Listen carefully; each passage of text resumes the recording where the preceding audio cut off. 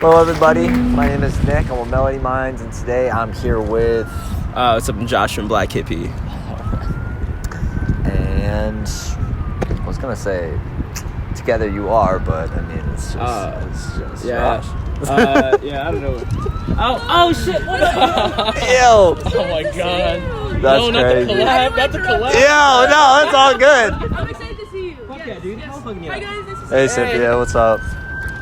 Alright, so first question. So where did the band name Blvck Hippie come from? Is it based off Kendrick Lamar's hip-hop group named after the same name spelled correctly? Oh man, I once got heckled like that at a show one time at a bar, and I wanted to fight the nigga, but that's unrelated. So the nickname came from, it was like a nickname my mom gave me as a kid. I was a pretty like weird, eccentric child, so she was like, "You're my little Blvck Hippie." And then when I started recording like shit in college, I used like that spelling and that name as part of like a recording project I had to do when I was in music school. And then I kind of ended up coming back to it like in 2018 because we were called St. John, and because I'm like a preacher's kid, so that was a cool name. And then we kept getting like our Spotify streams mixed with this like big metal band, and I got tired of it, so I was like, so I did like a Facebook poll, and I was like, all right, should we go? I had two other names back in the day, like in college. It was Vacant House and Blvck Hippie. And the Facebook poll went with Blvck Hippie, and I was like, well, that's like the nickname my mom gave me, so might as well go back to the roots, you know what I mean? Okay. All right. That was not expecting that. I was gonna ask like all band members what their favorite Tiny Desk concert is, but favorite Tiny Desk? Yeah. Probably, man, there's so many good ones. Man. I'm gonna say Blood Oranges because I'm just like a huge Blood Orange fan. So seeing that jump was just like amazing. I saw his Tiny Desk like right before I saw him live. So I feel like it's a kind of like a linked, really cool memory. So I'll say that one. Nice.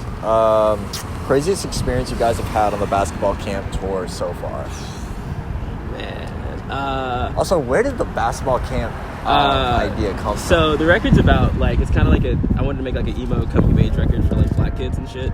So in order to kind of like really conceptualize my own like upbringing and stuff like that, I kind of related to playing basketball. Because a lot of the record's about kind of my relationship with like kind of about like my relationship with being okay with how you turned out and things like that. And I kind of, in order to kind of like walk through my own like life and stuff like that, I kind of relate everything to playing basketball, because that's kind of when like I started playing basketball for like teams and stuff in high school, and I was kind of when my dad kind of grew closer, and kind of also when like I kind of realized that I had like depression and stuff like that. So I was kind of like trying to name it off of like something that kind of referenced that kind of period of time in my life. So that's where the basketball camp thing came from. And your other question about the tour, crazy thing that happened, I feel like a lot of them I can't really say because like I don't want to like out nobody.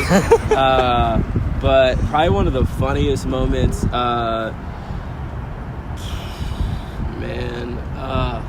So I feel like when you're on tour, it's hard to like recall things that happen on that tour because you don't really process it till after.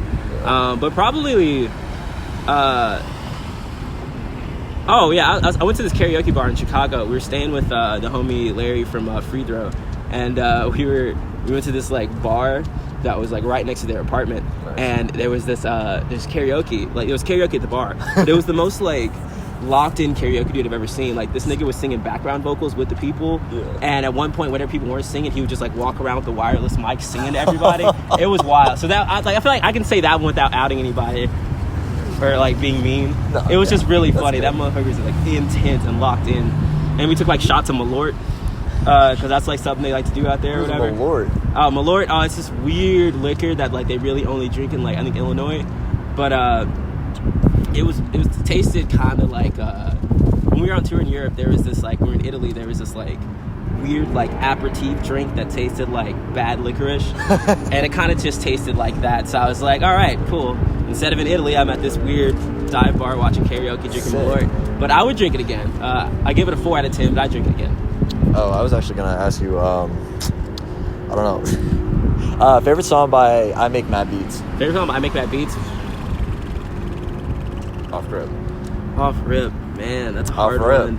That's a hard one, dude. That's the homie James. I don't know, man. I'm gonna be honest.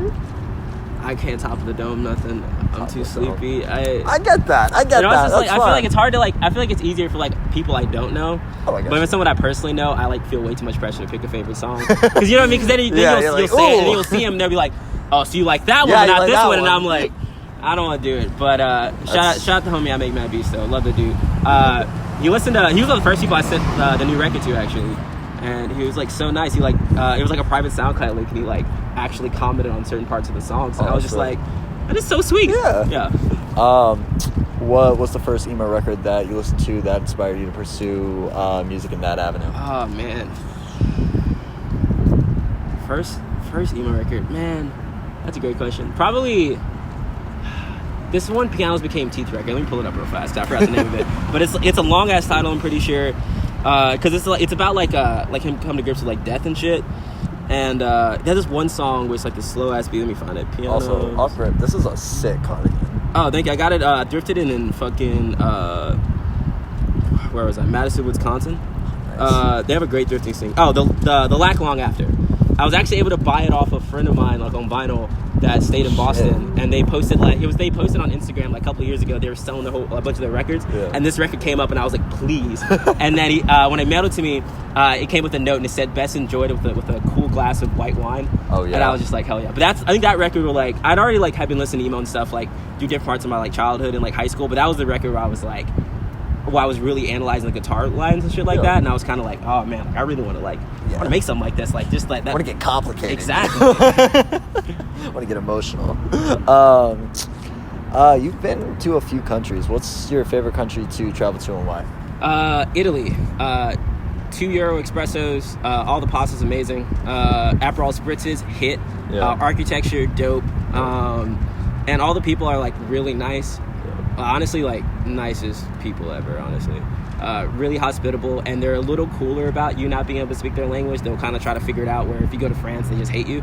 Even though France is dope too. Shout out France. Goodness. Favorite artist in the Memphis music scene right Favorite now? artist in Memphis music scene, that is gonna be...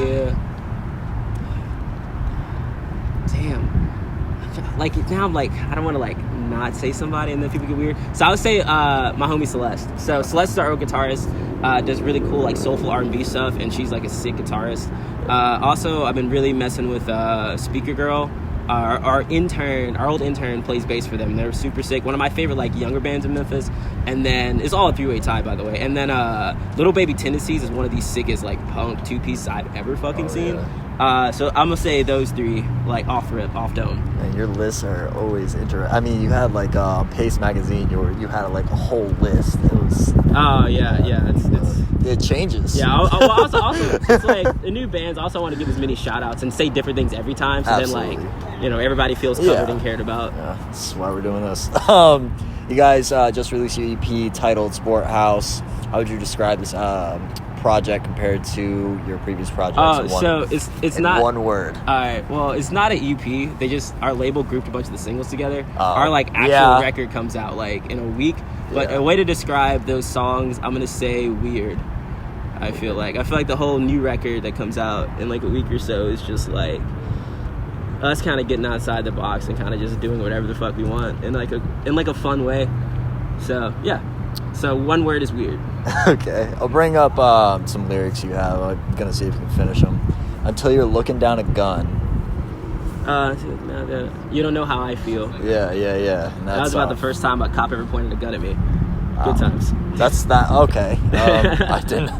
I want to ask you about that because it's titled A Spike Lee Joint. Yeah. So the whole song's about being black in America and kind of like the pitfalls of it, dealing with police brutality, and a lot of the chorus is about kind of the disconnect between like the older generation of black people and the younger generation as in terms of like activism and protesting and things like that. Yeah. Because we were a bunch of us were out protesting during like all the George Floyd stuff, and I constantly was kind of like got heckled by a lot of like older black people that like live through civil rights but like don't really understand the younger generation's like approach to it. So the whole song is just about like being black in America, and I want to name it a Spike Lee joint because I just feel like one of the best like encapsulations of like the black experience was in a lot of like 90s Spike Lee films and stuff like that, and he calls all his movies a Spike Lee joint. I almost called it a Spike Lee junt because we say junt in Memphis, but I kept it a Spike Lee joint. I was gonna ask, what was your favorite Spike Lee movie? My favorite Spike Lee movie is gonna be Malcolm X is number one, just because that's also just one of my like favorite movies of all time.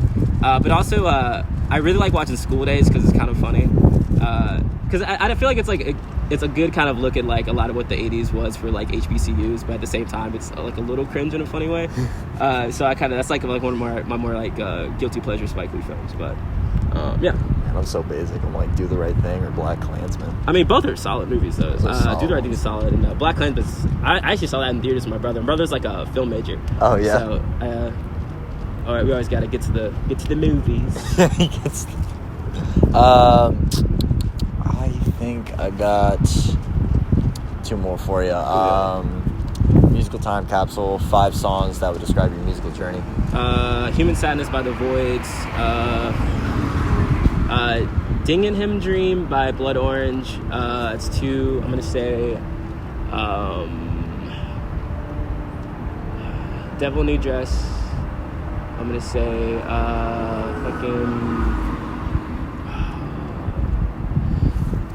Never Meant by American Football. And number 5 is gonna be something. Maps by The Microphones. Oh, on Smoke Break Interlude, you have a voicemail. Oh yeah. In the middle of it. Who is that? It's my late uncle. Yeah, he passed in 2019, and he used to always call me up with like ways to like get me famous. That was like his thing, which I thought was really cool. He had really no idea of like what I was doing, but he was always just like really nice. He used to tell this one story about this one rap song that took 10 years to take off, and he was always just left me voicemails like that. So I kind of wanted to pay homage to him, and also kind of have him be remembered as like who he was just a really funny guy. Yeah. So everybody's always like, I love that, it's so funny. I was like, yeah, it's supposed to be funny. I want people to laugh at it because like who he was just a hilarious, silly dude, and I wanted him to be like immortalized as who he always presented himself as, which is a funny dude who always called up his nephew about like the fact he knew about NPR, which is hilarious. Yeah. He was like Tiny Desk, and I was like, look it up. I know. You know, the funny thing about it was like I never even returned the call. I like saw him the next week, and he's like, "Yeah, my voicemail." I was like, "Yeah." He's like, now Tiny Desk, he like basically recited the whole voicemail. It was so fucking funny. So funny. Shout out Uncle Harold. Rest in peace. I was gonna ask Slaughter Beach Dog or Modern Baseball. Which band would you rather tour with? Man, honestly, I'm gonna say Modern Baseball because if they got back together and asked us to be on tour, I think my bass player would like disintegrate. He would be so fucking hyped. I listen to a lot of Slaughter Beach Dog. I've seen them live and stuff. I never got a chance to catch Modern Baseball live, but if they got back together, I would we'd be chopping at the bit at that shit. So sick. If they played that secret song off their record, I would go crazy. Do I have one more? I don't have one more. But That's it? That's about it. Cool. A really low-key ending, but like, yeah. I mean, I can go point. See, there we go. Now we Point, get point, our party note. You know what I mean? Oh, yeah. So now, what's that? Pitbull be saying Dale. It's 305. Yeah. Is there anything else you want to add? Or? I'm good. If y'all are good. Word, yeah. Thank you. Yeah.